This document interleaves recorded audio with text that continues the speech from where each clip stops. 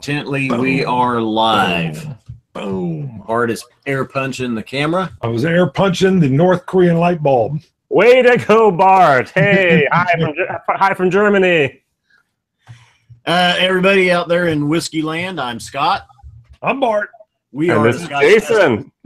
Yep, Jason is joining us all the way from Germany, courtesy the interwebs. Way to go, interwebs. I love it. We got three German whiskeys that you arranged for us to get. One is the Glen Els. We've got the Slyrs and the Finch barrel proof. Bart, what are we going to do? We're going to test it. I just love that. The first couple live streams we did, we'd be talking and stuff, and I kind of forget the normal flow of things. We're still learning. Yeah, we'd be like 10 minutes in, and someone and then would it's comment, hey, ain't been no test it. You're robbing us of the test. Well, now we got it now, don't we? Now, Jason, paint the picture. Where in Germany are you? If you take a look at the map of Germany, way up to the north, Hamburg, about another 45 minutes northwest of that. So another hour and a half, I'm in Denmark. Wow. So we have the Baltic Sea and we have the North Sea right in between where we live. Wow. Very cool. What are you doing?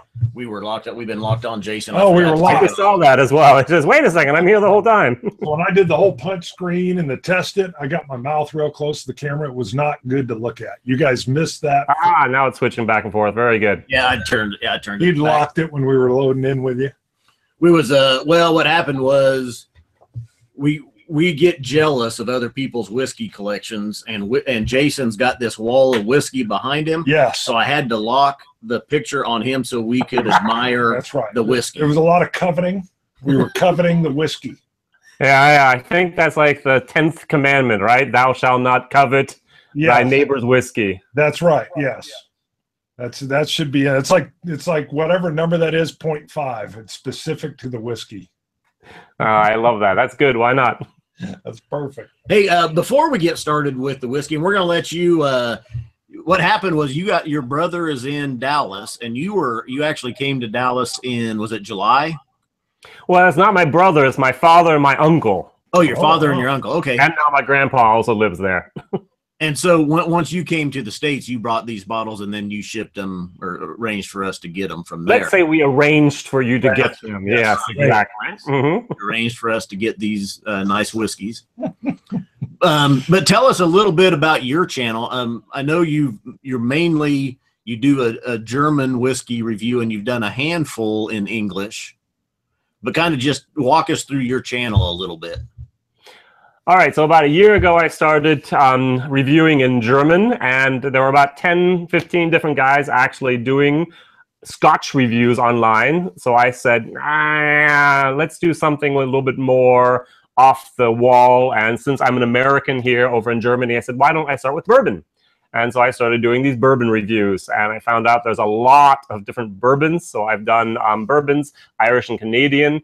I started doing about once a day I publish, which means I do about 2 or 3 times a week, 3 videos in the evening, which is about the max which you should do. And then I post them, and I have over 450 videos almost online already. It's 445 or something like that. And so I started, before I came to the States in July, posting in English. And the only things I post are rare and exotic videos of whiskeys, which I cannot find anyplace else, which means usually if I try it, you won't find it. At least not in the States. I love it. That's perfect. So explaining that, though, so when did you move to Germany or travel to Germany? You're there on business. I mean, if you don't want to go into that, that's fine, too.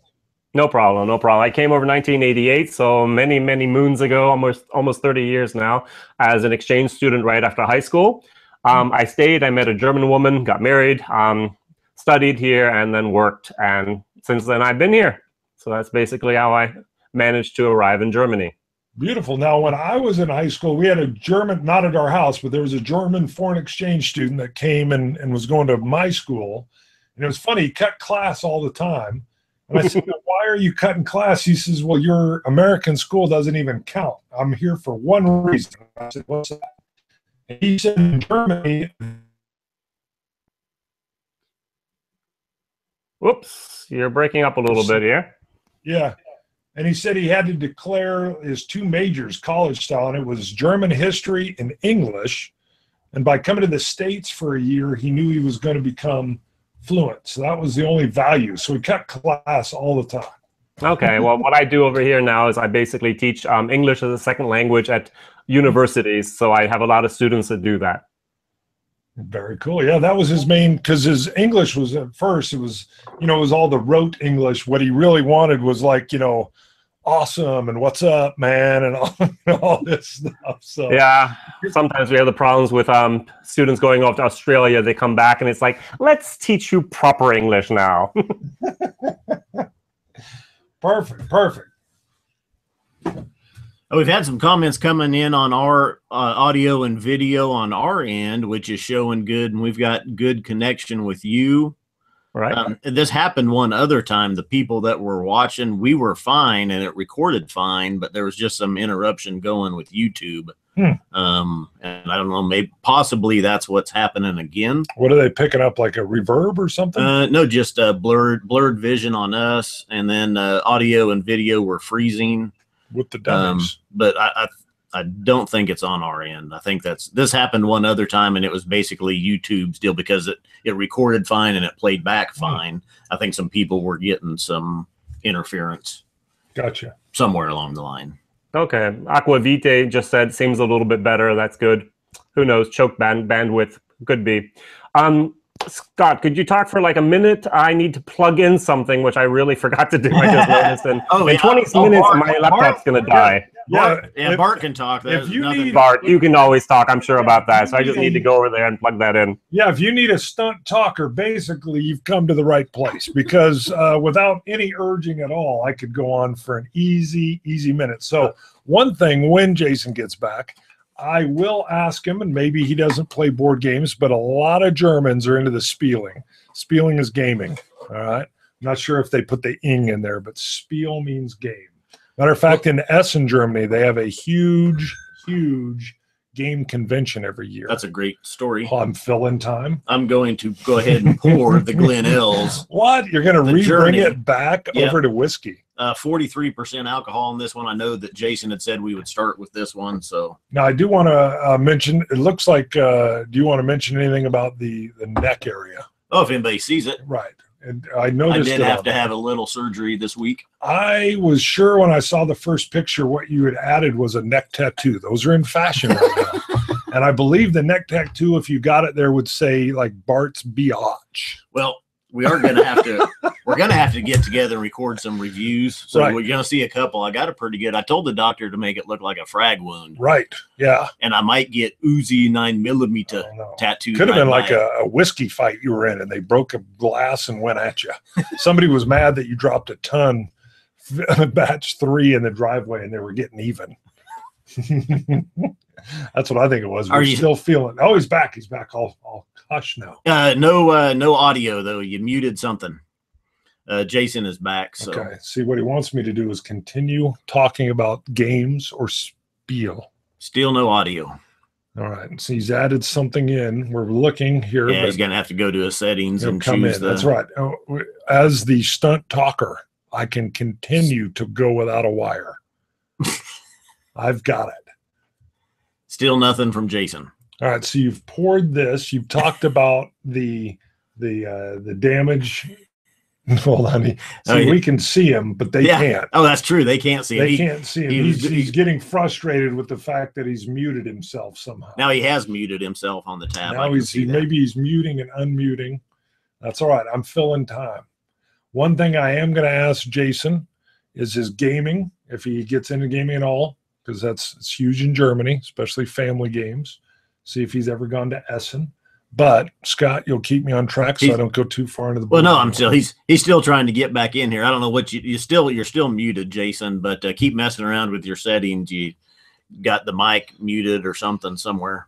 Why don't you talk a little bit about the whiskey, and then obviously when Jason gets his audio dialed in, we'll learn more from him on this too. All right, it looks like he's dropping and refreshing and coming back in clean. While he's gone, is there anything you want to say bad about him? Yeah. I mean, we can nope. He's moved. Hey. Oh, is he back? See, now So, we were. There we go. Oh, we were talking about you while you were gone. Now I should be back, right? Yes. Good, but I still can't see me. Wow. No, we got you. Well, yeah, we can see you. Yeah, here. we got you. Is it Is it flipping back to him? People watching. Who knows? Yeah, I see myself now. Good. All right, gotcha. Hey, the one glass man says Guten Tag. Oh, very good. Guten Tag. So you speak some German, don't you, Bart? You know, not enough, not even close. My great grandfather came over from, I think, when he was 12 or 13, because he said he didn't want to fight for the Kaiser. Okay, very good. So your father, your grandfather, who was it again? That was my great grandfather. Great-grandfather. Okay, yeah. Landed in Ellis Island when he was 12 or 13. I found out he was there for like 4 weeks to have to get shots, and then someone had to pay for him and guarantee a job. And there was another German guy in Iowa that basically sent the money to pay for his fees and his train ticket. And then he had to work for him on the farm for only room and board for 3 years. Wow, 3 years. Oh, wow.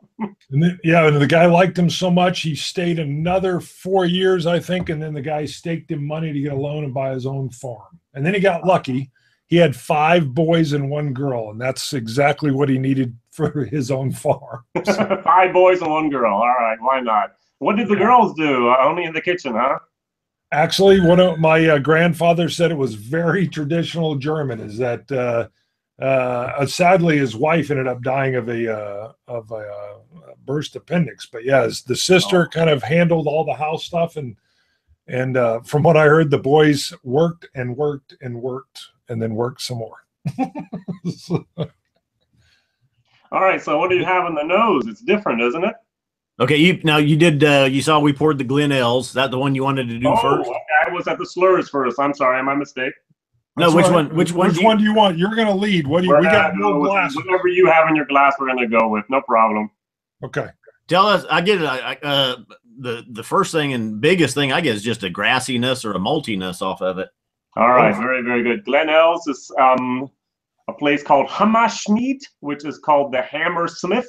Yes. And it's a distillery that's been open now for about, I think, 12 years. And this is a very special, the journey means they're very famous for using finishes. And this actually is a blended whiskey from 6 different finishes. One was a sherry, one was a port, one was a Madeira, one was a Malaga, one was a Marsala, and the other one was a Grand Cru, which is champagne. Wow. So all 6 of those are mixed or vatted together, blended, and this is what you get the journey. Wow. Now market-wise, would you say Germany and Europe is probably like the biggest market for whiskeys, both from the country and sourced from Scotland and everywhere else? Well, if we take a look at Europe, actually France drinks the most amount of whiskey per capita, which I didn't know either until a couple years ago. And so if I want to get a rare and exotic bourbon, I have to go to whiskey.fr, France, and I can get something there. And in Germany, we drink a lot of Scotch and some bourbon. And most people in Germany would also say, well, the Germans started distilling about 10, 15 years ago. Give them another 10 years and then it will be perfect. Just like a lot of those new distilleries in the States as well. The source stuff was great. The new stuff is, well, keep on trying. This is actually very, very pleasant. I mean, it's not, it's not really punching you in the face. It's not really, grabbing you and throwing your taste buds around, but it's very sweet. It's very smooth. It's very sugary, almost like a powdered sugar, and citrusy. So Glen Els produces about 20,000 liters of whiskey a year. And the interesting thing, they also are situated in a tourist area in the Harz Mountain in the middle of Germany. And so they have about 20,000 visitors a year as well. And so their little pot still has 250 liters. And they use casks between 100 and 400 liters. So usually about quarter casks or normal cask sizes. Now I see on there it says for a 43% blend, or a blend that's 43% ABV, it says non-chill filtered and non-colored. Exactly. And the blend is just from the it's not different distilleries, so it's not truly a vatted or blended whiskey, but just they've used those 6 different finishings and they put them together at the distillery. Gotcha. So it's not a blend from 40 different distilleries. All Glen Els. Yep, single malt whiskey. It does. Harzer single malt whiskey. Exactly. Harz is the name of the mountain range they're in, the middle of above Hanover. So most of the things we're going to try, Swami, tonight, you've never heard of. It's all German. It's usually not available outside of Germany or outside of Europe. I'm getting a bit of like a sweet green apple. Mm-hmm. Yeah. Yep. And I'm going to add a drop of water, even at 43%. My personal motto is: you try it neat, you try it with water. Danke. Danke. Danke. Very good. Thank you. You're welcome. Bitte schön. So we can have a German lesson as well. I also teach German, by the way. Beautiful. One of my friends asked, have you ever tried the Sanctis from Switzerland? Switzerland also produces some whiskey. And Aquavita actually knows here the Glen Els. Ooh, hey. I was going to say, for those that had just tuned in or didn't hear, we've got 3 whiskeys. The first that we're starting with is the Glen Els, the Journey. It's a 43% ABV, non-chill, filtered, non-colored whiskey that's been finished in wine casks and probably spent most of its time in the finest European oak casks. Exactly. I'm laughing because the Germans have taken over your chat. That's what Germans do. Yeah, go Germany. Whoa. They're taking over the chat, baby. Watch out. Who knows? Maybe you have more German speakers actually watching than you do English. Who knows? There at this time of the day. Those German speakers, subscribe to ScotchTestDummies.com. That's what I'm saying right now. That's right. We call them English. Please go to WhiskyJason.com. You can also then see my YouTube videos there. So that I'm now putting out videos Mondays, Wednesdays, and Fridays. Oh, look at that! You're way more professional. I'm yelling out cross pollination, and you're actually like really covering your stuff. Yeah, I'm goofy. No, this is delicious. Okay, I'm glad you like it. What I'm gonna start doing also in about around Christmas time. I'm gonna start. I have about 100 different German whiskeys down here, and I'll be tasting those. And I'll be putting a lot of those also online in German as well as in the English. And there's not many people actually in Germany that have done German whiskeys reviews. So this is also going to be something new for us as a community. Beautiful. Now, someone had just asked earlier if you were doing reviews in English, and I know the majority, as you had started, were in German, and you'd done a handful. But I think lately you've also said, or you've made more in English as well, right, haven't you? Exactly. So as I mentioned, if you go to WhiskyJason, you'll find me. Either you have to click on the English version, or you'll find the nice little purple WhiskyJason online with my logo there. And Mondays, Wednesdays and Fridays, I now post in English, as well as my normal daily posts I have in German. Wow. I was going to say, we get you really liquored up. You have to basically shoot back-to-back shows, one in German, one in English. That's exactly what I do. I just sit here and I just hit the record button again and basically translate myself. Yep. Beautiful. Now, a question did come up about where is Horst Luning? Do you know Horst, or have you met him? No, I do not know Horst yet. Who knows? His son Benedict and we have chatted before online, but with Horst, no. So sorry. And I can't gurgle like he does. I was going to say, can you swish? Yeah. Way above he's a god of whiskey. I'm still a little beginner here. Foodquig is commenting, and he's watching. He's got the patented elbow He's roll. got this thing down. I don't know how he does it. I know, it's like a gimbal. He's got like a gimbal. Horst has the patented swishing. Yes. Yeah. Yeah. We get a lot of people that comment that there's some slurping on our show. We don't swish, we slurp, or at least I do. Yeah. I chew my whiskey. Nice. I learned that with wine, so I still chew my whiskey. I love that. When I start chewing, it's really good stuff. Yes. Now, see, with the bottle of Wow or the bottle of Boom, there's a lot of lip smacking going on. Yes, there is. You want to move on to the Slyrs? Why not? So this is not as good as a whiskey, in my opinion, but I pointed out, me and you hooked up early yesterday, Jason, just to test the connection and see how we were doing. And I told you when I got this bottle, I thought, Wow, he sent a whole bottle of the Slyrs. Well, fill it. It's so when he arranged for us to get that, I thought that's a full bottle. That Slyrs is one of the thickest, prettiest glasses I've seen. That glass bottom here is really, really nice, isn't it? Yeah. Wow. And it's got these grooves that go kind of from the top to the bottom that are etched into it. That is. It's a very nice bottle. Here, when I do that, you can actually see the grooves here, and it's really, really nice bottle. Oh, your North Korean light bulb is better than mine. You get a better picture of the bottle with it. Oh, yeah. Yeah. North Koreans are all about incandescent. I don't know if we can say anything about North Koreans after this morning, so let's just... Yeah. Oh, really? What? I missed it. I haven't had the news on. Well, there's more. Supposedly they've got a nuclear warhead now. Hydrogen bomb. Yeah. See, I've been missing all that. Yeah. Wow. I've actually been in Korea, in Daegu, which is a mountainous region, but that was a long time ago, wasn't it? Yeah, it actually was quite a long time ago, but the mountains and the region are still there.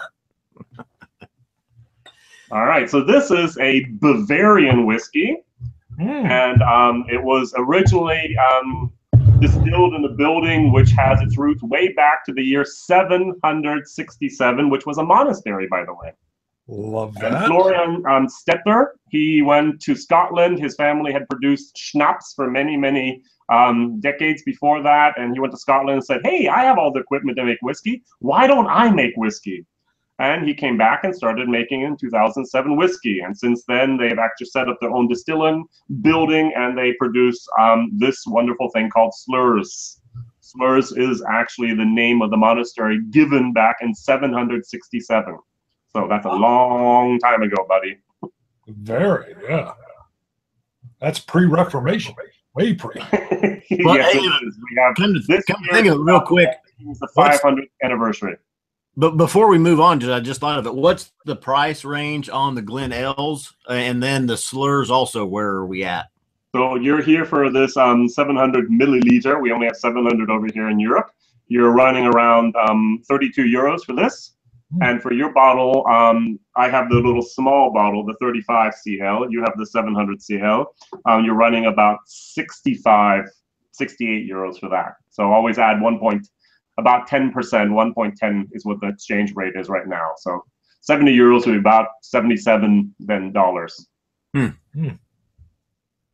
you can find it outside of Germany. This is reminding me of something, and I can't place it. I get the same as a strong maltiness, but a little bit of a sour maltiness. Right.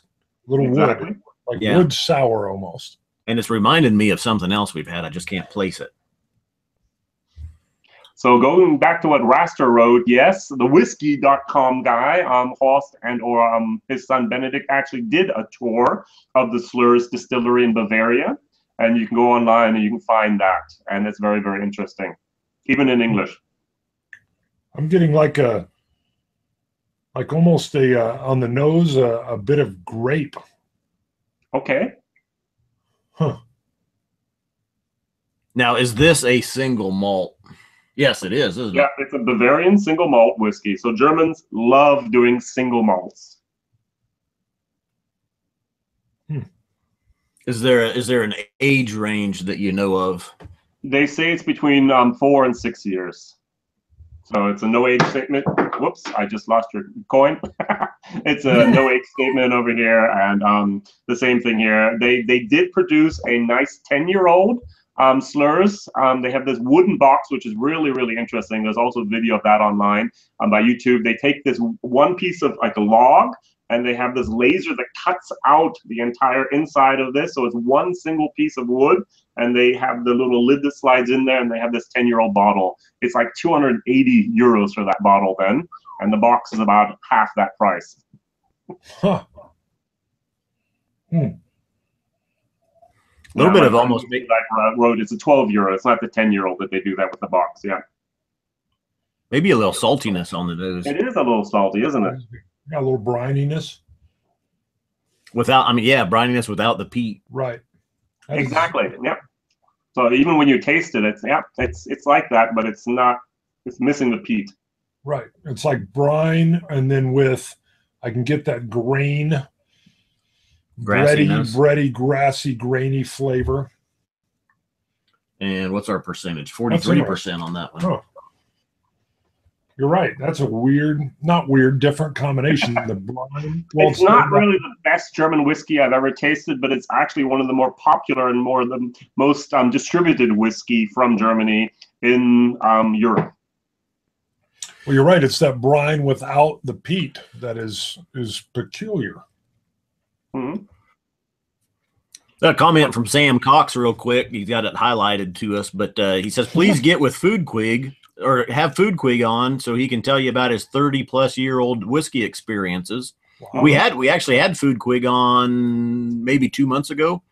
It was a good review. We surprised him. Exactly. And, I watched it live. It was wonderful.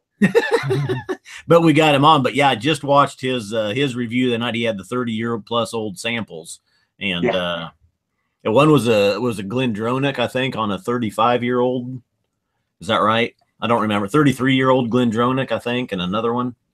Oh, I forgot the age exactly. But what I like about Foodquig is since he's on the West Coast and I'm over here in Germany, there's like a 9, sometimes even I think a 10-hour time difference. So I'll get up in the morning, eat breakfast, watching Foodquig live, and I'll just chat with him a little bit. And he thinks that's always a fun thing to do. And I'm going to ask him onto my show one day as well. Who knows? Cool. I'm going to pour just a little bit more of that. Oh, so you liked it? It's same. It's really a nice, different, light citrus, salty wood, little bit of a floral character to it. Yep. And I need to add a drop of water here as well too. Has anyone noticed my nice little water container? Your Norland's glass? Yeah, it's my Norland glass. Yeah. Every time I drink from it, it's like having about 2 inches of cotton they have to smell through. I just do not like my Norland glass. I'm damned it to be my water pitcher. I don't like the noise it makes. You know, if you accidentally cling a Glencairn, you get that beautiful crystal noise. It's very dump. It's just. Yep. So, Foodquig's going to go live after our show today. I might have to go on there and say hi to him. Oh, yeah. He's always got the after party. Yes, he does. That's great. All right, very good. So Bavarian whiskey, an interesting thing. Maybe people can also write online if they've ever been to Bavaria. That's the typical thing when you think of Germany would be, of course, a lederhose, yes. Driving Porsche on the Autobahn at 300 miles per hour. In your who knows what? An engineer, of course, right? Without any humor whatsoever. Did I forget a stereotype? No, I think you're good. Other than maybe you didn't mention bratwurst. Are you eating a bratwurst in the Porsche? There's some wonderful or currywurst. Yeah, bratwurst would be exactly a bratwurst or with sauerkraut, of course, right? Oh, you got the sour. Yeah, you got me there. That's a good one. I do love the sauerkraut. Yeah. All right. So Hoyt Hemphill was actually was in Bavaria last month. Very, very good. So I'm about 650 miles away from Bavaria. Wow. See, I've got to get back to. Well, I've never been to Germany. We've got distant relatives with the same last name that still live in Berlin. Yeah, so you want a picture of one of the coins in Berlin? Maybe I might do that one day. It's about a 3-hour trek out there, 3.5 hours actually. So maybe one day I'll go out there for a weekend with my wife. That would be beautiful. Yes, take the dummies. The virtual dummies will travel. Exactly. I'll wear the shirt and I'll take the little coin with me and make a picture of the Brandenburg Gate for you. Perfect. Now you won one of the coins, didn't you, during the 12 hours? I did. The one that I just fell down. Oh, wait a second. No, it was the other one. So I have the number. I don't know, what was this number? I can't read your handwriting. 25 something BCB. I don't know. Oh, that's right. No, that's our initials. Oh, okay, good.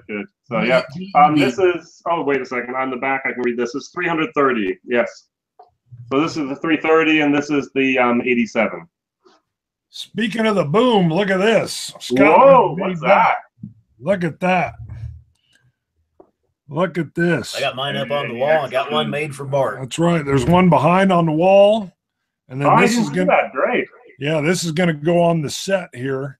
And I'm trying to get him. I want one that's going to be our 16-hour bourbon shootout, our 16-bottle bourbon shootout. I was hoping 16 hours. Go for it, guys. Come on. Well, we'd have to gauge interest as well. Bart brought up maybe there was some fans that would want one of those posters. So maybe we'll take reservations and autograph them and sell them. So just pre-order so we know how many are coming in. That'd be cool. Sounds like a great idea. Boom. Send us an email and let us know if you're interested in them. If we get enough interest, maybe we'll do a run of them. That's right. We'll talk more on this on one of our pre-recorded shows too. Literally, I walked in and he's like, here. And I'm like, what? It was boom on me. He like boomed me. It was like a double boom. I told him, I said, that's for you over there. And he goes, what, the whiskey? I go, no, that big poster thing. Yeah, I missed the poster altogether and was looking at the whiskey. I was like, what are you talking about? The whiskey? So if I'm counting correctly, I think Bart owes Scott a lot. No. Actually, it's the other way around now with the Balvenie Ton 1509 purchase. Yeah, that's right. He. I'm sorry. You're at least like 3 good ones now. That was good, and it was like difficult. Well, no, like 7.2. Balvenie Ton is a little bit more expensive than normal. All right, and hard to find. And I was healing a wound. I was healing. Tom R. just wrote, sell the poster with a USB stick with all 12 hours of boom. I think that's a fabulous idea. That would be cool. That's neat. That's a neat idea. No, it's actually good, isn't it? Same time, you were wounded. Yeah. Oh, yeah. Gotcha. Yeah. It was hard to get. It was expensive, and you were basically mentally traumatized by your own droppage. Yeah. You're mentally traumatized, I'm sure. Yeah. Well, you know, when you drop your own bottle and you're wishing it was the 15-year-old that you were also holding, that, sir, is damaged. See, look at that. Yeah, still. Yeah, you were like, ugh, it's painful. You look at his face. Yep. Jesse Voisin wants a poster of the Balvenie Ton 1509 crime scene. See, there's an option too. He doesn't want to relive that one. Look at him; he's traumatized. I still got the broke bottles up there in the tin with the crumpled up and the dent map of it's all whiskey stained. Casks. Yeah, and I think the receipt is in there for the bottle as well. It's painful. You're living. We'll do a auction giveaway or an auction or something on that someday. We'll auction off Bruno's pain. I like that. So Whiskey Scout just also wrote, best meal in the world, Jäger, Schnitzel, and pommes. That's French fries. So he had a schnitzel and French fries. I agree. That's some of the very, very good food we have over here. Very good. All right. Let's move on to the next one. Let's go on. The Finch. Barrel proof. Finch like a little bird. Look at that. Let's move that out of the way. So did you still have the little tiny copper wire on top? Yes. Yes. I think that's very an interesting little, like a champagne bottle. You have to kind of unscrew it first. And it's very stout. Yeah. That's why they're German. Say something in Spanish. Well, like from the our En route fusion review, where you kept trying to. I'm sorry, but I've had 3 semesters of Spanish, and that wasn't even. What? It hurt my ears. What? It hurt your ears? Oh. I usually, it's shocking. My English doesn't hurt people's ears. Yeah, join the club, by the way. I think, who was the guy from London, that little VD or Vid? Vin? Is it Vid? Vin. He's from, what is his name here? Whiskey. No Nonsense Whiskey? No Nonsense Whiskey, exactly. Yeah. He was on last night with Swami. Yeah. And I was typing a few things. He said, I'm really confused with that WhiskyJason guy. He sounds like he's a German. WhiskyJason here, whiskey from the viewpoint of an American living in Germany. And I've been here a little bit too long. Yeah, Vin. Thank you, Swami. Vin. No Nonsense Whiskey. So he's not sure of my true heritage. All I can say is the Puerto Rican in San Juan love that I was at least attempting his language. Yes. Very, very well done. I should be fluent. Yeah, for a second grader. It was Right. very Oh, well no, done. it's more like a kindergartner. Very, very nice. That's true. That's right. All right, let's go away from Spanish. Let's go back to this one.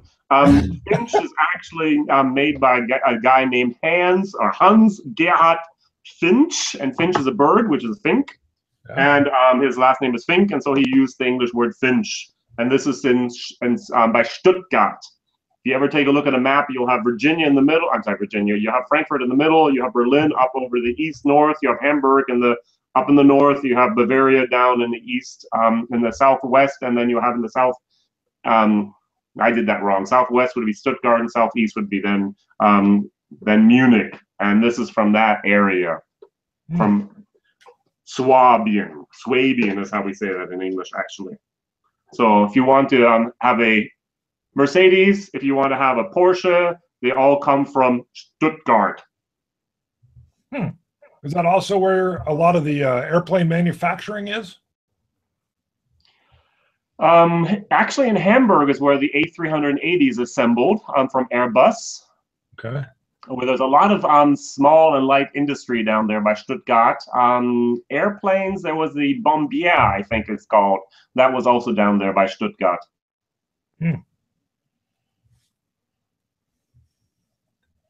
So what do you think about this one? Very, very strong alcohol nose. Yeah, you get a lot more of the acetone kind of coming off. Yep. I think in the box it says it was also finished in port, wasn't it? I did not see that. It is what, 54% ABV, and this is all in German.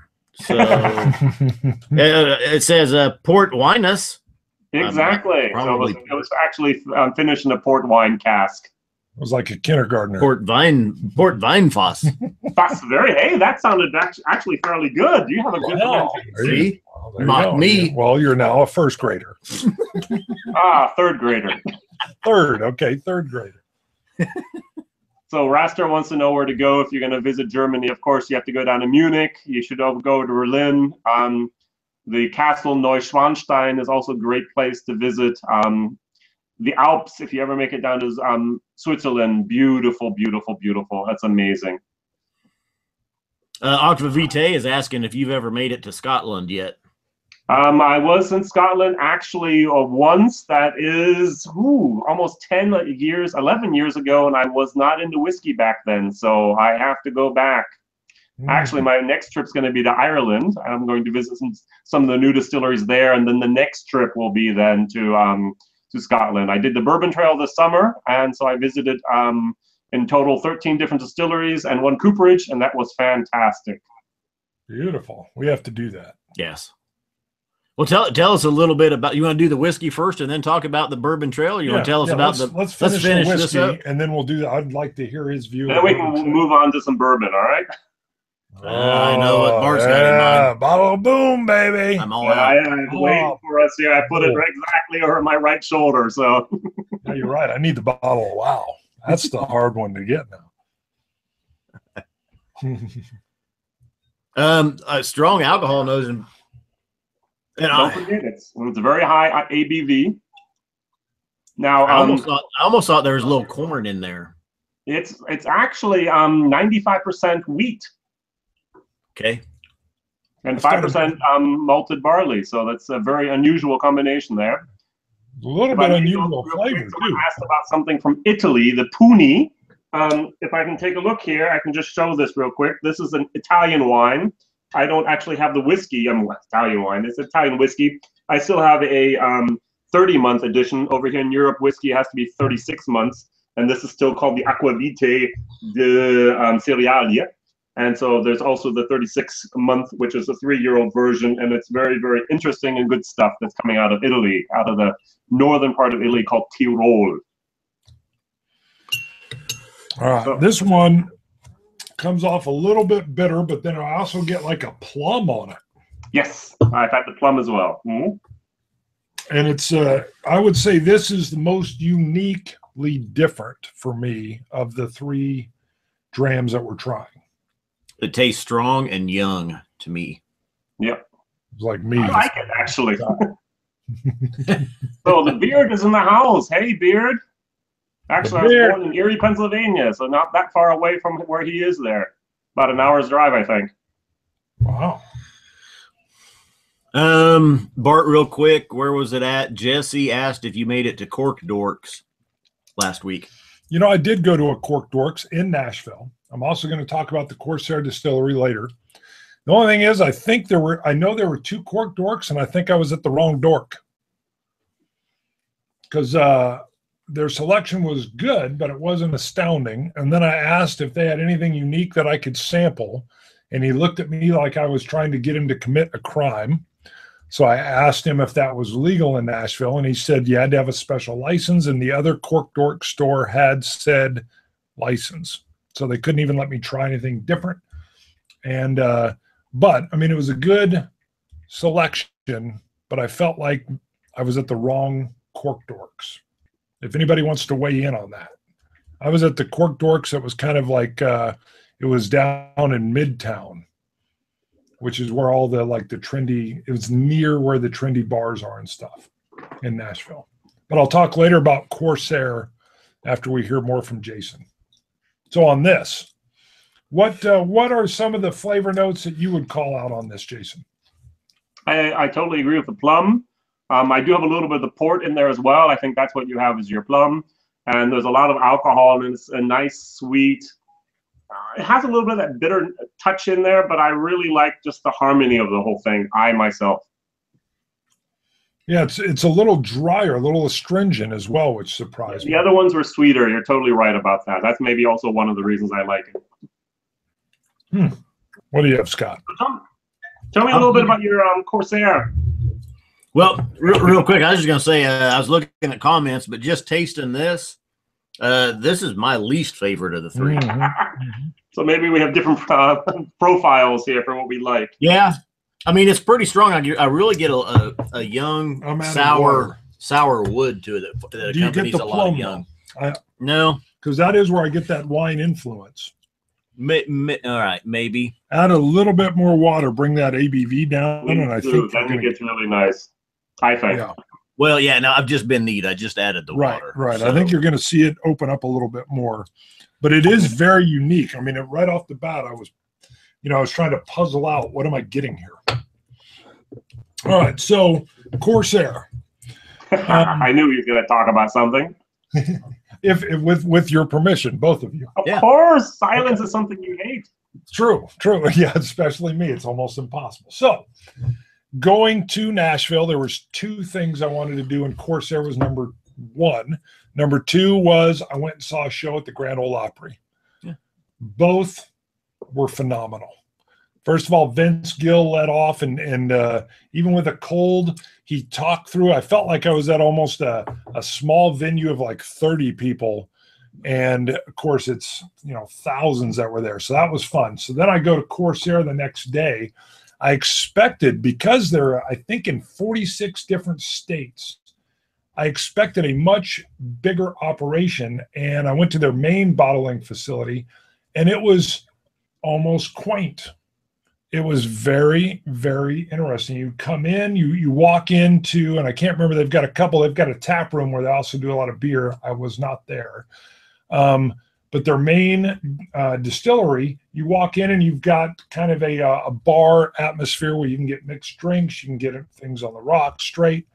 And then the tour started, and it was a small facility. They walked through their mash tubs and their whole process, and they go through and explain how they separate the what do they call it? I'm going to the tails, and what's the start? What's the beginning? Yeah, the heads and the tails. And then they walked into, I was anticipating a big warehouse. She says, we're going to go into where we store all of our barrels. And it was this small, almost like the size of a medium-sized garage where they had all these barrels stacked. A lot of smaller barrels, and they talked about what I like about Corsair, I think the most, even before the distillery, was their experimentation. And so they talked about how they like to play around with that, and how the founders had originally tried, their first thing out of college was they were trying to develop a biofuel for automobiles. That didn't work too well, so they switched to whiskey. And then the other also about the story that they tried making beer and it was more difficult, and so they went to whiskey instead. I remember reading something about that online when I did my triple smoke review about Corsair. She didn't explain that. She did explain how they partner with a distillery, and of course they share barrels and do all kinds of things there. And then she did cover the logo. One of the founders, I believe they were in Ireland, if I remember right, and they'd been up very late. And they saw these three guys walking down the street. They'd clearly been at some kind of like bachelor party, and they snapped a photo, and then they had an artist kind of modify the photo slightly and create this logo. And they thought it was kind of the spirit of young rebellious spirit. I always thought it was modeled off of the Tarantino movie. Apparently it was early in the morning. They were having breakfast somewhere, and these guys came out of a pub, and they basically closed the joint down. What's the one I'm thinking of, though? You're the thinking bank Reservoir Dogs. That's it. Yeah, Reservoir Dogs. Mr. Pink. Yep. Orange, blue, red. Why do I have to be Mr. Pink? I'm trying to read your nice little slogan back there, but I really can't. It's not focused enough. Well, that's what I was looking at, see if anybody, and I hadn't seen any comments coming in. Michael Scott runs what paper company? Michael Scott. Oh, there it goes. Runs what paper company? Good question. I don't know. Oh, what from the office? What is that? I don't know what that is. Well, it's for the fans. Well, I don't know. I'm part of the fans now. I've become part of. What happened? Oh, you muted it. That was good. I like that. Yeah. He kind of punished me at the same time there. It was whatever he said. It was verboten. Ooh, verboten. I like. Dunder Mufflin. Yes, there you go. So I think that was the One Glass Man wrote it first. Yep. Yeah. Dunder Mifflin. Dunder Mifflin. Did you notice that I did something? Uh-oh, he got his bottle of Wow out. I got my bottle of Wow out, buddies. Good man. You can pick anything else. Look at that. No, we can't pick anything else. Yeah. If you've got the Wow out, we must bring out the Wow, especially if it's Scots. So mine is 70.1. What do you have? 69.7. I was like a batch 11. So you're saying that the man from Germany has us beat. Yeah. Yours is batch 70 was 69.9. Now I have 70.1. So yeah, that's like batch number 6, if I remember right from looking online. I need to get the whiskey Scout online. I really don't know, but I do have the 700 milliliter bottle. So I think there might be different batches for Europe than for America. Interesting. I don't. Okay, well, maybe it could be. Hey, you're gonna have to tell me what Michael Orman is saying. Was he saying something in German? Yes. Michael Foreman. I have to move up a little bit. Wait a second. Orman. Was ist los? Michael Orman. Ich kannte die Scotch Test Dummies bisher noch nicht. Jetzt haben sie mein Abo. Tollen Typen. Okay, he said he'd never known you before, but now he subscribed. Great guys. Bam, that's mostly me. That's why he did that. See, now you're getting German subscribers because of me. Yay. Thank you. And maybe I'm going to get a few American subscribers. A German connection here. Oh, yeah. Yes, we definitely need a little bit of water here at the beginning. Yeah. Well, now, Scott, I told about my great-grandfather coming over. Your last name, which I don't know. Some people my great-grandparents on my dad's side both immigrated from Germany. Right, we can tell by the name. Kronkes and the Brunhaus. Wow. Okay, Brunhaus. Yeah, that makes sense. What's Kronkes? Kronke. Yep. K-O-R-E-N-K-E. Wow. It actually sounds very Polish, to be honest. Oh, okay. I was always told German. It could, maybe it is. And what Germany used to have, of course, they used to have territories over towards the east, and so maybe, who knows? The other one, Brunhaus, would actually be, Brunn means a well, and so that would be well house translated. Wow, well house. Yeah. I don't think Brun Sheen, which is my last name, translates very well. Once again, please. Brun Sheen, B-R-U-N-S-C-H-E-E-N. Brun Sheen. Okay, no, doesn't really translate well. You're right. Right. My wife. Oh, that's terrible. My mom's best friend was from Germany. How did I do that? Mom would be happy. Oh, he called me. Uh-oh, Freud's going to love that one. That is right. Freudian slap. Yeah. But yeah, she had a very good friend, Beata Fowler. Okay, Beate, yeah, very typical German name. Yeah. Very, yes. Her husband actually was over like in Germany and in the army in the early 50s and married a German woman and brought her back, and that's Beata. And yeah, she always said, your name translates to nothing in German. I was like, well, thank you, you very rough, mean German woman. We're just very direct and very frank. Oh, very, yeah. Every time my mom's over here, she's just kind of like, I do not believe what that guy just did. And I say, Mom, you're in Germany, not in America. Yes, very direct. Yeah, I literally asked her once, like, hey, what does brunching translate? It translates to nothing. I was like, oh my God, it's very brutal. It translates to nothing. Yeah. That was a very good Arnold Schwarzenegger accent. Sorry. Well, it means brunching. It means dirt farmer, I think is what she said. Oh, excellent, excellent. Oh, wow. Although she got very mad at me when I was, and if there are any children on, mute now because I'm going to ruin their dreams here. When I was 7, someone at school told me Santa Claus was your parents, and I wasn't sure. Now, her son, Harold, was only 6. So I was 7, he was 6. So I thought, let me check. And I told him, I said, hey, your parents are Santa. And he was like, oh, no, Well, he goes and tells Beata, oh, Lord have mercy. She storms over to my mom's house. I get pulled downstairs and I get yelled at in a mix of English and German about how I ruined Santa Claus for her son. And I'm like, damn, Santa is your parents. She just proved it. That was proof, evidence. Yes, when she lost her mind, the only thing I knew was, damn, it is your parents. You don't care that you messed up another kid's life. It's that you were right. I'm German. I tested my hypothesis, and it turned out it was true. Exactly. Facts and efficiency. That's all we're interested in over here. That is right. And Harold is now like a very high engineer and makes 5 times the amount we do. So he wins in the end. Did you read what Jesse wrote? Yeah, Jesse just plays the big talker. What does it say? What? Hold on. What is it? I really big talker. Bam. Say that in German. What's big talker in the current German language? I'm going to use a word. I mean, it's Großmaul. Perfect. That's big mouth. Großmaul. Exactly, like a big mouth bass. Großmaul.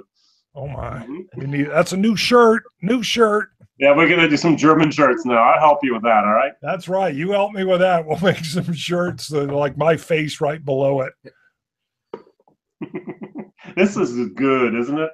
I tell you what, we're gonna be known when people hook up with us. There's always gonna be a sample of the Elijah Craig barrel proof in there. It's gonna be like the thing that we're known for. You hook up with the Scotch Test Dummies, you got to have the Elijah Craig. Elijah Craig, you need to hook up with us. We are spreading the brand worldwide. Elijah Craig. And I must admit, you're the reason that I bought this. I had the normal Elijah Craig, and this was like 60-some euros, and I said, oh, it's too expensive. And you just kept on plugging it. So this is the reason I've now actually bought 2 bottles. And I've also been plugging it on my channel in German every once in a while, saying, oh, the bottle of wow. Also die Flasche wow. And people have actually bought it over here as well. So you're really doing them a favor. They need to give you a case of this stuff. Elijah Craig, you need to listen to the man from Germany. All I'm saying is boom. Exactly. The bottle of boom. I'll tell you, honestly, though, this is still one of the best bourbons that I've had. I mean, that you can still find. You have to look for it because when it does hit the shelf, people are putting it out, but it's gone quick. Yes. Who was the fan that said their bottle design's unbelievable because it doesn't dribble? And that is true. A fan said that somewhere, and I was like, you know what? They're right. That was a recent comment on an old video. So I was talking about how bad the cap was, and they said, no, look at the design. And that is true. The way it doesn't dribble any. It preserves the wow. I know, this is unbelievable. I poured too much, so I had to put it really is a big cork. You must admit that. It is. And then look at the mouth of the bottle. It slopes back in. It's tapered, beveled. Yes. It's nice. Yes, they apparently put some thought into that because you don't want to waste a drop of the wow. Mm. Oh, by the way, if we're being sponsored now, this is the bottle Lot 40. Have you ever had this? Yes. It's been a long time. We had that early on. Exactly. So I think I've had like 25, 30 different people in Germany buy this bottle because every single time I've tried a rye, and I've done like 40 some videos about rye whiskey so far, I've always said this is better. Wow. And so I think Willie, what is it? Hiram needs to send me a case of this as well. So Bourbon Trail, when are you gonna go? Hopefully next year, but we were hoping this year, but that didn't happen. Break your trip down, 500 words. Give us the Cliff Note version. Walk us through. A lot of color commentary. I'll try using the words my mom described it in. You crazy idiot. I drove from Dallas, Texas to up to Lebanon, Kentucky, 12 hours straight after getting off the airplane the day before. The next day I did 5 distilleries. I just timed it every morning. I started at 9 and then 11 and then 1 and then 3 and then at 5. And I had as many possible in those 3 days I was there, which means I didn't have a sample. What I did is I actually brought my little tiny sample bottles with me and I filled them up underneath the table and took them in my backpack with me to the hotel room in the evening. And that's where I did my sampling. Most of the stuff I had anyways, but every once in a while there was 1 or 2 little things that was different. If I may mention one bottle that really surprised me, this actually is a brand new distillery, Peerless. And the problem that I have with this bottle is the owner signed it. And so I can't open it. And so what I have here, I wasn't planning on doing this, but Corky signed this as well as his son, Craig. And so now I have a so-called collector's items here of the Peerless Rye Whiskey. And it's a brand new whiskey, 2 years old, 24 months. And I had that also in the tasting, very good stuff. And now, unfortunately, I have a collector's edition, and no one over in Germany wanted to do a bottle share with me. Because what we're allowed to do in Europe is we're allowed to sell whiskey as private people. So I buy a bottle like this, and I divide it up into little bottles of about 5 cl each, 14 of them. I would sell them for that price divided by 14, send them with the mail, and everyone's happy. But no one wanted to pay $100+ for a 2-year-old rye whiskey. Wow. Now, I would still open it. Yeah. I had to sample, and now I'm waiting, and I'll see what I'll do with this in a while. It might wait a year or 2 before people find out what Peerless even is, because this had just gone on the market. I was there in July, and I think June 24th was the first bottle that was actually tasted, and they had the first bottle actually for sale. So it was brand new. Wow. You try 5 more glasses, a bottle of Wow, we'll get you to open that bottle right here live. I'm pretty sure I would still have enough willpower to say no. No, the Wow would get you. The Wow would this have one. Over your right shoulder, there's a white box Macallan. What is that? This one, the amber. This one. Okay. It's just amber. You have that, right? No, we don't get the colored Macallan statements. Okay, all right. So we had amber and we had sienna and so on. They were cheaper Macallans, maybe I guess for the it was the 1824 series, if I remember correctly. And there were less than the normal Macallan. Interesting stuff. So yeah, what is really interesting is also, I don't know if you can meet this at all. That's the Boutique Whiskey Company. Masters of Malt, you've heard of, I'm sure. Mm-hmm. Yes. And they do those little drinks for the dram, and they've actually started buying barrels and then filling them up, and each and every barrel gets its own little comic. And so this is a 27-year-old North British rye whiskey. Wow. So this is part of my lowland whiskey tasting in 2 weeks. So I have 6 I know whiskeys. Dave Worthington started working with the Boutique Whiskey Company, and we'd like to we want to reach out to him at some point if he wants to come on and do a live stream with us. Good live show. Yeah. I'm sure that would be. They have some fantastic juice. Well, we followed and with Dave on Twitter for quite a while. Right. So it'd be, and I didn't realize he'd gone to work for him not that long ago. So Aquavite says that Boutique and Masters of Malt at different companies, but I thought they were both subsidiaries of the same one. He probably knows better than I do. Yeah, he's also saying leave the colored Macallans out of the conversation, basically. Really? Yeah. Well, yeah, and that's what I've heard of the Macallans on that's the colored series. The ones that they gave, they took away the age statement and gave them the little NAS color. Oh, we just got a donation from Whiskey in the Six. Wow. Thank you, Rob. Awesome. Probably something I said. Yeah, it's because of you. Canadian dollars, so it's 35 cents. Right. Bam! Boom! If it was euros, it would have been $6. Yes, you Germans out there donate right now. We get even more. Oh, great. So we back to the whiskey or the bourbon trail. We've been talking about it. We know we're gonna do it someday. Don't do it the way I did it. I'm letting Bart plan it, so it's gonna be a while. What are you talking about? First of all, you never told me I was planning 2 years, and then you're going to do it, Scott. See, look at that though. See, that's the deal. I'm letting me plan it. That's the news to me. We would have done it. Let him plan Scotland, okay? Oh, yeah. First of all, if I'm planning Scotland, I'm calling an indigenous friend that lives there and saying, tell us where to go. I offload the difficult stuff to the experts. That's what I do. So he's good at delegating. That's why Scott's doing all the muscle work there. The leader. Well, we've talked about the thing is that we want to do the bourbon trail is close to us. It's within reach. We can do it, and it'd be kind of a test run, and we can learn some stuff with the distilleries, ins and outs, before we go to Scotland. Right. And I think I scared you. I said we should make an open invite to all friends, and then I get with the lady that coordinates the bourbon trail, which I've talked to before, and we try to get a huge group going. You talk to the lady that runs the bourbon trail?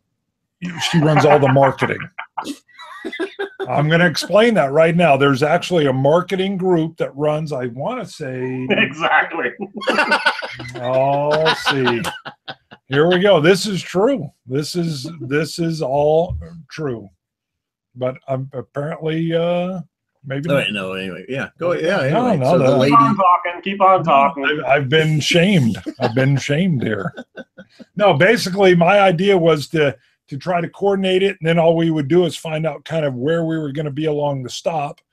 And if the marketing, I think she's like the marketing director for the bourbon trail itself, were to assist, now you're talking more VIP tours along the road, as long as we knew what our group size was. And then I pictured, now this is fanciful, I picture us hitting those distilleries and then all coming back to the same hotel, and you've got 20, 30, Scotch Test Dummies fans, and we're all hanging out together and enjoying some drams that we purchased from earlier in the day.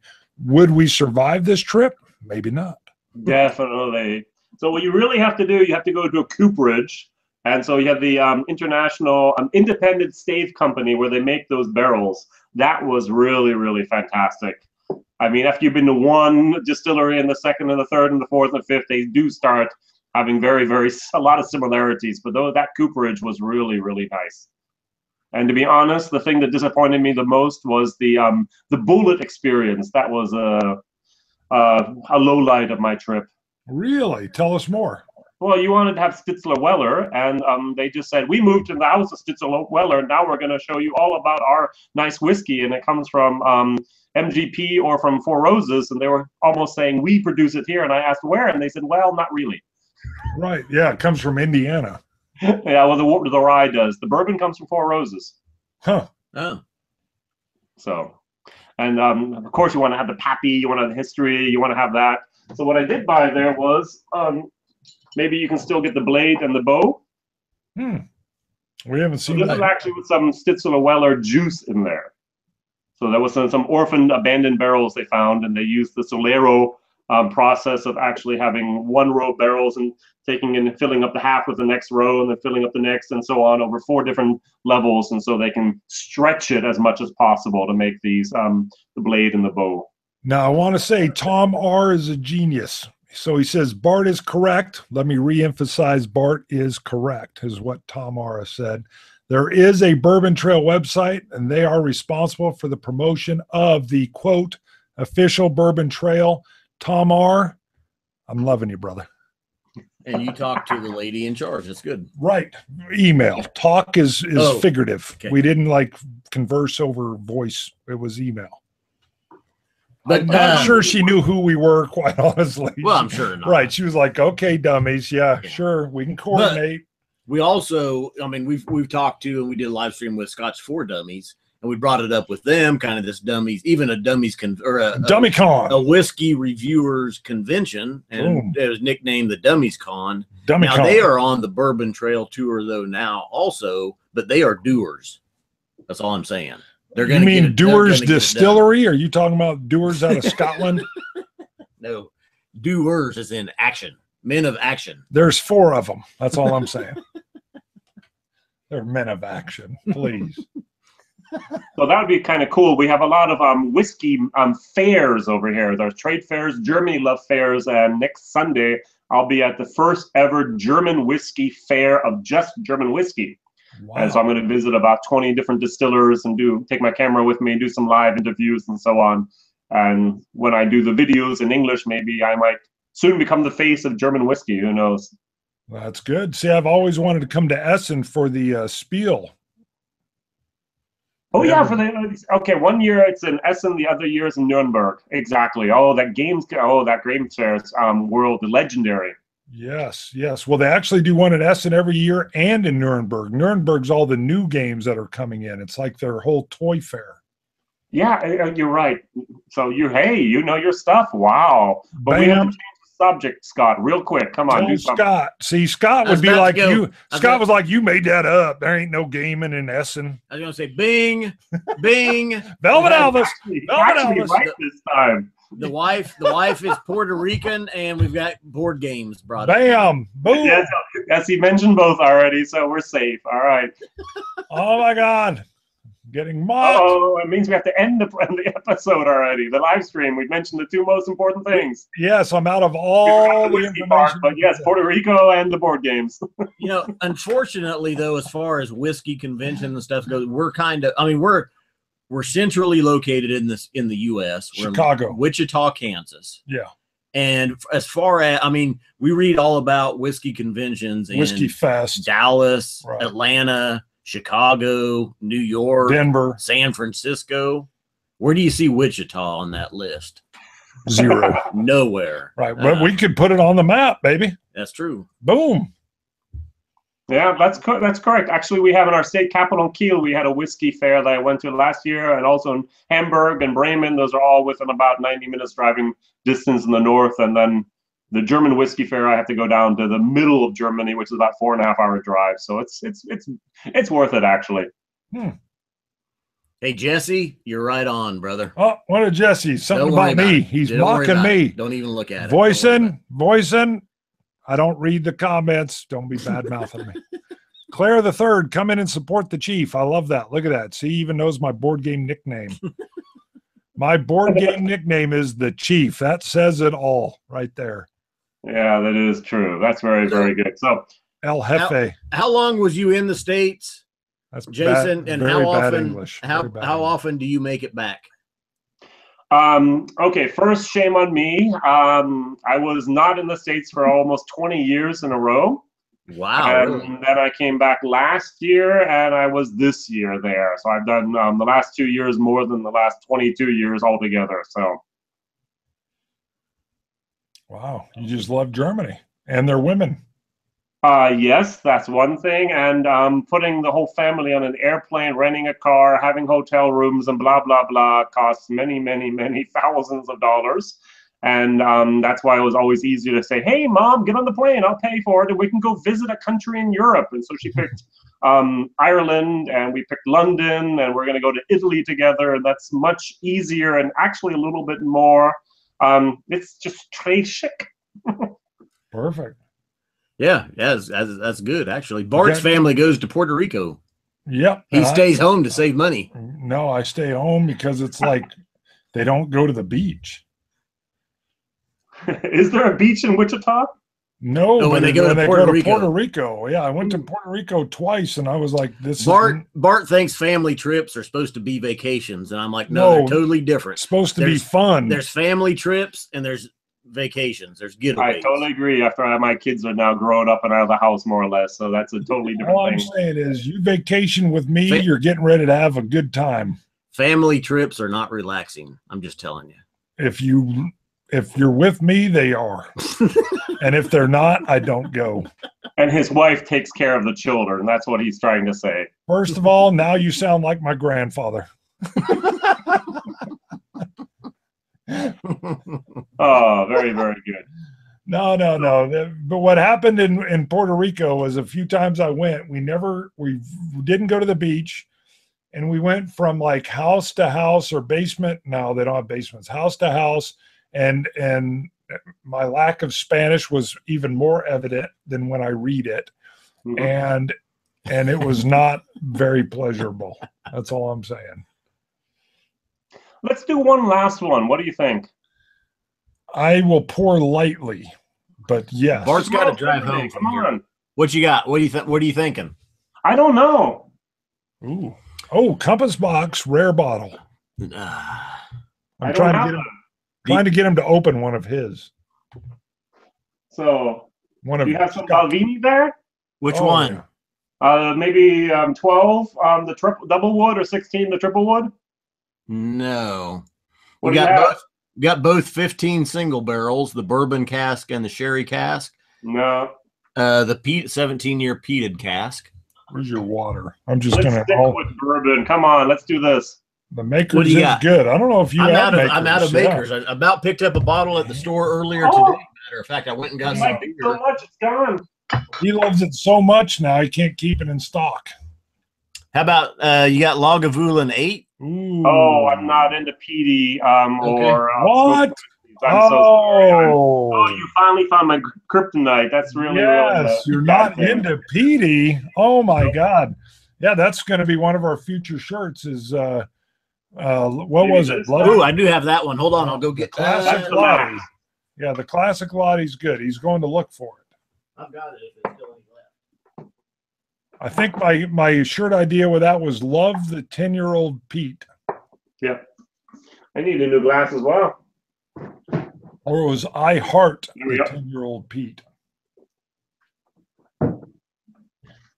So why did you guys start doing the whiskey videos? I forgot. I never actually remembered that story. All right. Now this ties into the board games. Scott was over at my house. We had started doing, by the way, it was me that organized it. Just for Scott. I started organizing whiskey tastings. And one day Scott's over at my place. I think we're like watching a movie and we're trying just some scotch. He looks over at this huge collection of board games that I have and says, that is stupid. That is dumb. How many are there? There are so many games that I cannot play them all. And I said, well, half of those were sent to me because I had a board game review channel, or I was with another major board game channel on YouTube. And he just kind of offhand said, well, we should review whiskey. Maybe they would send us some. And I said, well, if we're good, they would. You are good. Come on, you got a couple thousand, 4,000 subs? I know, but at the time it was just an inkling of an idea. So I said, here's our starting goal. Hanging out with you, meaning Scott, hanging out with you drinking whiskey is fun. If 17 people watch, that's already a win. And he was like, that's a good point. So we basically, as soon as we had 17 viewers, we're like, we've already won. Everything else here is just icing on the cake. Excellent, excellent. So I started doing it because I am a teacher from my heart, and I wanted to learn more about whiskey, and I couldn't have someone come over to my house every day and say, hey, Jason, teach me more about my whiskey. And so I started doing my videos. And that's how I teach, by talking to that little camera there. And I've learned a lot, and I've made a lot of mistakes, and I've told things that are absolutely wrong, and I've corrected myself, and it's all a journey, and I really enjoy that. That's exactly where we are. It's a journey. I mean, that's why the dummies came up.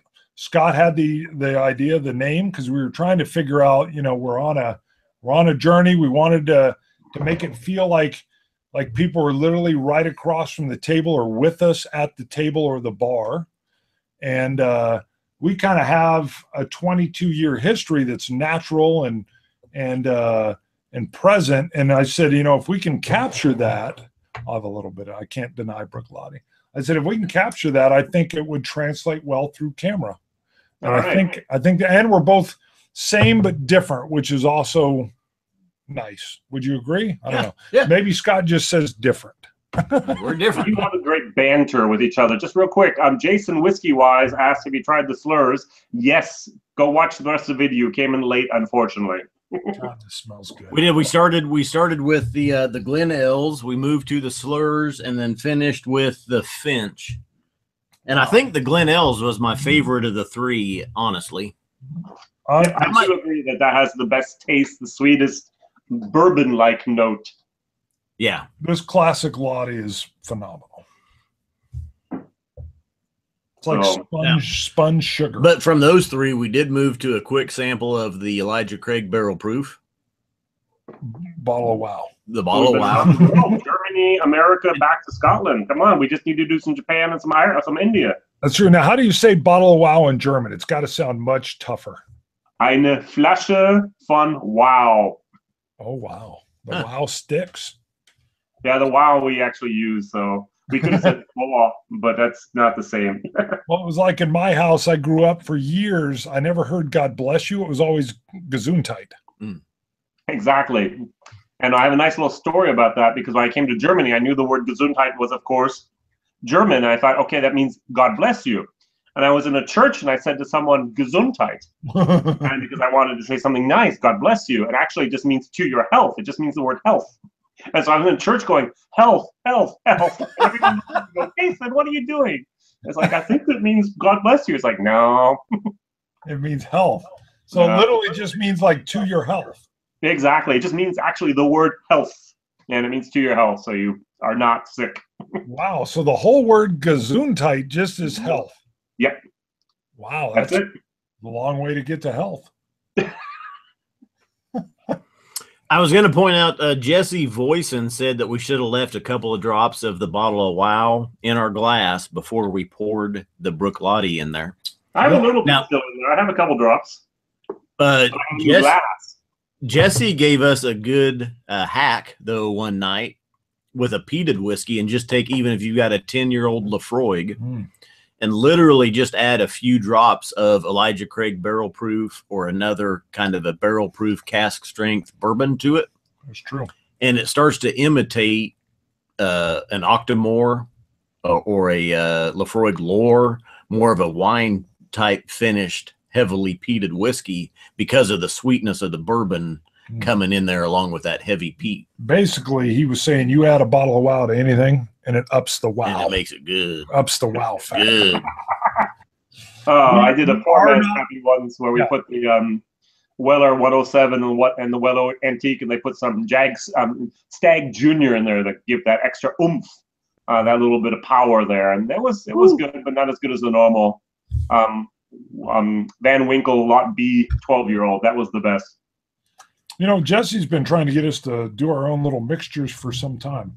We are getting ready. We've got so many samples that have come in that we are getting ready to do. What are you calling them? One-offs? One-shots? What do you call them? Quick hitters. Quick hitters. I knew it was something fast. A quick hit. And I'm getting ready to film some of those now. Those will be just one of us. So we actually separated out our samples. And I'm even going to work in a little bit of my tasting process, which is kind of like, I think I'm calling it whiskey mindfulness. Whiskey mindfulness. Do I dare ask? Well, I've been working on doing, not necessarily, well, there's a little meditation, but mindfulness is just being present in the moment.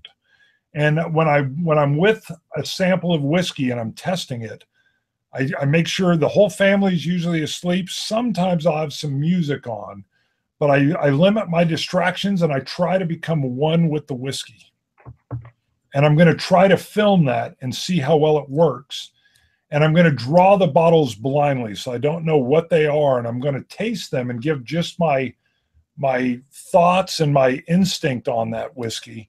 And then at the end, I will read whatever is actually labeled on the sample bottle and that'll be the first time I and the viewer learn of what I was sampling. But I'm going to try to teach some of the mindfulness at the same time, just being fully in the moment of the whiskey. All right. I do love my blind tastings where I take like 4 or 5 or 6 different bottles or different similar products, and I just don't know what they are. I let someone else sample like you do, and then you try them out and you rank them. And there's been so many surprises and almost shocks where it's like, no, it should be the other way around. Maker's Mark can't win. That's impossible. Exactly. But it's good. It's very humbling, as I think that's what Food Pig once said, Food Quig. It's just humbling and great. Yeah, and it's part of our shared journey, really, even with the viewers, is as we move down that quest, that, you know, as we learn. And I thought that this was totally Scott's idea to do the one hitter, right? Quick hitter. Quick hitter. God, I'll get it down. The quick hitter. So, and I think it's a nice way to look at the whiskey samples that we have differently. That is very, very true. That was just my idea. I mean, I'm not saying you're doing it this way. This is just the way I was going to approach it. Yeah. Well, and some of my take on it is this: we started doing whiskey reviews, and we almost set a timer. We were like, we've got to be at the 10-minute mark. Right. Nobody tunes in after that. Right. Well, we were trying to be more succinct. Everyone anti-Bart is what I call more succinct. But the thing is, so we've grown. We've got a great fan base. People love the banter, and it's in there. There is some talk. There is some side conversation, some bloviating that goes on. But once in a while, somebody just wants the Bruichladdie Scottish bar, the classic Laddie. Is it good? What do you get? Boom, here it is. Yep. And I think you're. Which so the thing is, a lot of have one thing that I can signify for each one. Go, oh, this is sweet. This is sour. This is hot. This is whatever, and that really helps me a lot. Yeah. We've got another thing or two that we're kind of working on with a local distributor, a regional distributor, as far as some quick hitters type stuff goes. We're always playing around. It's really whiskey fun. Yeah. So even if we took, like we did the en route fusion yesterday, we released it. Nectar. And even as I'm editing it. Yes, it's nectar, isn't it? Exactly. Yeah. And I think it's 21 minutes long, but even as I'm editing it, I'm thinking, what if I just made this like a 5-minute video where I just put just the nosing notes, just the tasting notes, just the scores in there. Could be boring. And released both. I mean, put out both would be good. Yeah, you put out the long one and you put out the short, but here's the quick hitter. Sure. Boom. Sure. That might be for the future. That's good. Yeah. I know a guy that does board games that way. He calls them his Allegro review. It's a 2-minute burst of just what his thoughts are. Yeah. And then he's got a meandering one that goes on for about 12 minutes. Yeah. It's just as you're editing and you've got the 21-minute long one, you upload it, then you got to go in and just cut out, just leave the essential. Sounds like a lot of work. I know, it's more work. It is more work. What I do for my Facebook page is actually I make a little 1-minute, like a little preview where I actually have a little bit of the beginning and I put a little bit of the tasting notes so people that are interested would go, oh, okay, that's something I'd like to watch or not. And it's always just 1 minute, or be up to 90 seconds. And it is a little bit of work, but it really is nice to have the normal big one and just to reduce it as much as possible. Well, Jason, who's the guy that just said Jason Voorhees. Pootie Pie is starting to do whiskey reviews? Yeah. I commented on his whiskey. He did Japanese whiskey last night is what I saw. Like 3.4 million views. Yes. Yeah, he'll have distilleries sending him cases of whiskey. He's got the most reviewers. Review me, please. Here, everything. Oh, you want to do Pappy Van Winkle? Here's a 23-year-old. Here's 6 bottles. Why not? Yeah. That guy has, like you said, he has something like 23 million. While I'm driving my Ferrari here, we're going to do Pappy Van Winkle, 23, a 25-year-old. Oh, yeah, I forgot. There's actually a 25-year-old now, that $5,000 bottle. Why not? Go for that. Yep. Yeah, they'll send them those. Yeah, anything PewDiePie touches. Hey, let's wrap this up. It's we're at almost an hour and a half now. Yeah. Wow. Time flew. Jason, go ahead and tell everybody that's watching about yourself, where to find you, your channel. Plug it, brother. All right, WhiskyJason here. Whiskey from the viewpoint from an American that lives here in Germany. I started actually putting videos up online now in July. I do them Monday, Wednesday, and Friday in English. And if you come to my Whisky aus der Sicht eines Amerikaners, that's the German thing. I'm doing daily reviews in German. So if you want to watch German videos, feel free to find me there. Just WhiskyJason. You can find me anywhere online, Twitter, Instagram, Facebook, as well as YouTube. Always WhiskyJason without the E. I'm so sorry about that. This one guy had uploaded a video 6 years ago, one video with the name WhiskyJason with the EY. And so he had the name, and I had to go with the Scottish spelling instead, which isn't bad. I really enjoy doing these videos, and I hope to be doing more and more. And my only strategic mistake is I decided to do only exotic and rare videos in English, which means if I cannot find the video on YouTube, I will make it. And since I'm doing a lot of stuff over here in Europe that's not on or not available in the States, especially the German, especially the Irish, and some other things, you'll be able to find that. But I did do a Pappy series, so you'll find all my Pappy videos coming up in the next couple of weeks. I did not have the 23, I only had the 20-year-old, and I do a lot of blind tastings as well. Wow, and Malta in Montreal said we were wrong. PewDiePie has 53 million subscribers. 53 million, exactly, yeah. I thought it was amazing. He makes like $1.2 million a month, I think, or something. I think it's a different generation as well. We're the old guys out here. Even when I started doing on Sunday evening now, and thank you once again, Scotch Test Dummies. I have started in Germany the live streams with the whiskey fabric of Germany that we're now doing. Also the live streams in German Sunday evening. And I now have like 7 different people lined up for the next 7 weeks. And that's really, really cool. And it was all because of you. You started it for me, and I decided to go for it. And no one else is actually doing this over here, or hasn't started yet. And they're all excited. Thank you. Well, there you go. Awesome. Well done. Well done. All right. Well, hey, thanks for everybody for tuning in. Thank you to all our Patreon supporters. You're helping us keep the lights on. Boom. Should I scotch it? Let's scotch it. Scotch it, you Scotch gods. Cilantro. Dummies. Dummies. Auf Wiedersehen. Perfect.